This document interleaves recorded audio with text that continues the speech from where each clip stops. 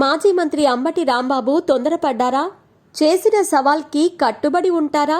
ఇక రాజకీయాలకు good bye చెప్పేస్తారా? ఏమో కానీ అంబటి సవాల్కు మాత్రం టీడీపీ ఇచ్చిన రిప్లైకి మాత్రం ఆయన దిమ్మ తిరిగిందని సోషల్ మీడియా కోడై కూస్తోంది.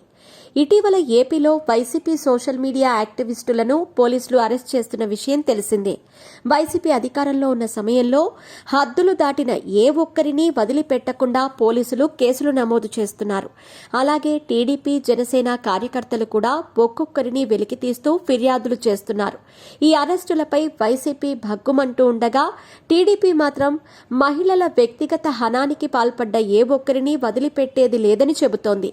తాజాగా మాజీ మంత్రి అంబటి రాంబాబు అరెస్టు పర్వంపై ఓ ట్వీట్ చేశారు.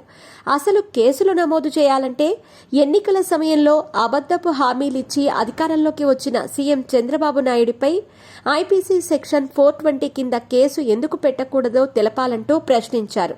ఇక్కడే అంబటి రాంబాబు ఓ సవాల్ విసిరారు నారా లోకేష్కి.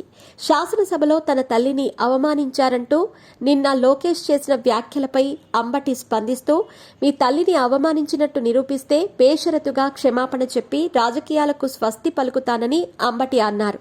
ఇదే ఇప్పుడు ఆయన పాలిట శాపంగా మారింది. అంబటి సవాల్ను లోకేష్ కంటే ముందే టీడీపీ సోషల్ మీడియా స్వీకరించింది.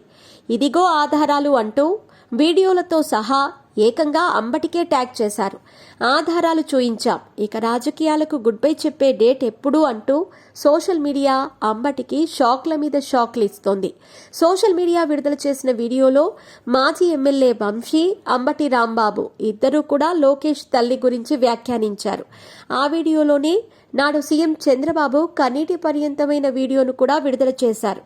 చెప్పిన మాటకు అంబటి కట్టుబడి ఉంటారా లేదా, రాజకీయాలకు గుడ్ బై చెప్పే డేట్ ఎప్పుడంటూ సోషల్ మీడియా కోడై కూస్తోంది. లోకేష్ స్పందించటమేమో కానీ సోషల్ మీడియా మాత్రం యమా ఫాస్ట్గా రిప్లై ఇవ్వటం మాత్రం షాక్ అనే చెప్పవచ్చు. మరి ఈ కామెంట్స్పై అంబటి రాంబాబు రియాక్షన్ ఎలా ఉండబోతోందో వేచి చూడాలి.